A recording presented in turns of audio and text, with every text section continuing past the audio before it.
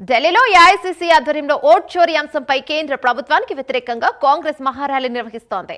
రాజధానిలోని రామ్లీలా మైదానంలో ఈ కార్యక్రమం జరుగుతోంది. ఈ నిరసనలో కాంగ్రెస్ అగ్రనేతలు ఖర్గే, రాహుల్ గాంధీ, ప్రియాంక గాంధీలతో పాటు తెలంగాణ సీఎం రేవంత్ రెడ్డి, మంత్రులు, టీపీసీసీ చీఫ్ నేతలు పాల్గొనున్నారు. కేంద్రం ఈసీని దోషిగా చేస్తూ ఇప్పటికే ఓట్ చోరీకి వ్యతిరేకంగా 5,50,00,000 సంతకాలను కాంగ్రెస్ సేకరించింది. మహార్యాలీ అనంతరం సంతకాల పత్రాలను రాష్ట్రపతికి ఇచ్చేందుకు ఇప్పటికే అపాయింట్మెంట్ కోరారు.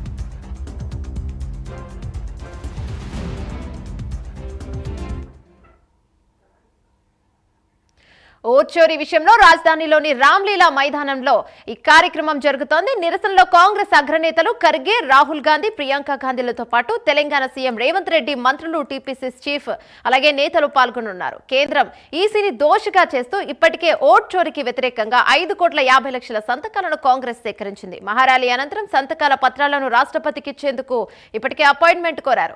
మరిన్ని వివరాలు మా నేషనల్ బ్యూరో చీఫ్ కళ అందిస్తారు. రైట్ కళ, చెప్పండి ప్రస్తుతం ఏంటి దీనిపై అప్డేట్స్? ఎంతమంది ర్యాలీగా వెళ్తున్నారు ఏంటి? యమున, ప్రస్తుతం మనము రామ్లీలా మైదానానికి ఏదైతే సభ జరిగేటటువంటి ప్రాంగణంలో ఉన్నా, ముఖ్యంగా కొద్దిసేపట్లో ఏదైతే ఇందిరా భవన్ నుంచి ప్రత్యేక బస్సుల్లో ఇక్కడికి కొద్దిసేపట్లో ఇక్కడికి చేరుకున్నారు కాంగ్రెస్ పెద్దలందరూ కూడా. అయితే ఏదైతే గత నెల రోజుల నుంచి కూడా ఈ సభ నిర్వహించడం కొరకు దాదాపు దీనికి సంబంధించినటువంటి అన్ని రాష్ట్రాల ప్రతినిధులకు అనుకోవచ్చు, కార్యకర్తలకు ముందస్తుగా సమాచారం ఇవ్వడంతో నిన్నటి నుంచి కూడా వివిధ రాష్ట్రాల నుంచి కూడా ఇక్కడ ఢిల్లీకి చేరుకుంటున్నారు. దాదాపు ప్రత్యేకమైనటువంటి వాహనాలు, అటు జమ్మూ కాశ్మీర్ దాదాపు 1,200 మంది ప్రత్యేక వాహనాలు నిన్న బయలుదేరారు. ఇక్కడికి అంటే అర్ధరాత్రి ఇక్కడికి చేరుకోవడం జరిగింది. ఇక్కడ మనకు కొద్దిసేపట్లో ఇక్కడ మనం చూసేటటువంటి ప్రాంగణం ఏదైతే రామ్లీలా మైదానానికి సంబంధించినటువంటి విజువలేషన్స్ మీరు చూడొచ్చు. అయితే ఇక్కడ మనకు కనిపించేటటువంటి ఏదైతే 2 కిలోమీటర్ల మేర ఉండేటటువంటి ట్రాఫిక్ జామ్ ఇప్పుడు ఉన్నటువంటి పరిస్థితి.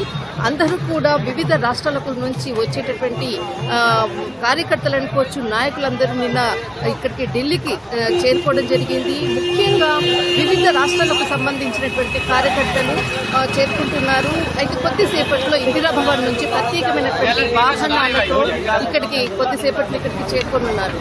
మరి ఇక్కడ ముఖ్యంగా అంటే తెలంగాణ సీఎం రేవంత్ రెడ్డి, తర్వాత తెలంగాణ ఎంపీలందరూ కూడా ఇక్కడే ఉన్నారు. నిన్న ఉప ముఖ్యమంత్రి కూడా నిన్న ముందస్తుగానే ఇక్కడ ఢిల్లీకి చేరుకోవడం జరిగింది. అయితే ఏదైతే ఓట్ చోరీ అన్నటువంటి ప్రధాన అంశంతో ఇప్పటికే రాహుల్ గాంధీ ఇక్కడ సమావేశాన్ని కూడా 3 సార్లు ప్రత్యేకంగా దీనికి సంబంధించినటువంటి సమావేశాన్ని కూడా నిర్వహించారు.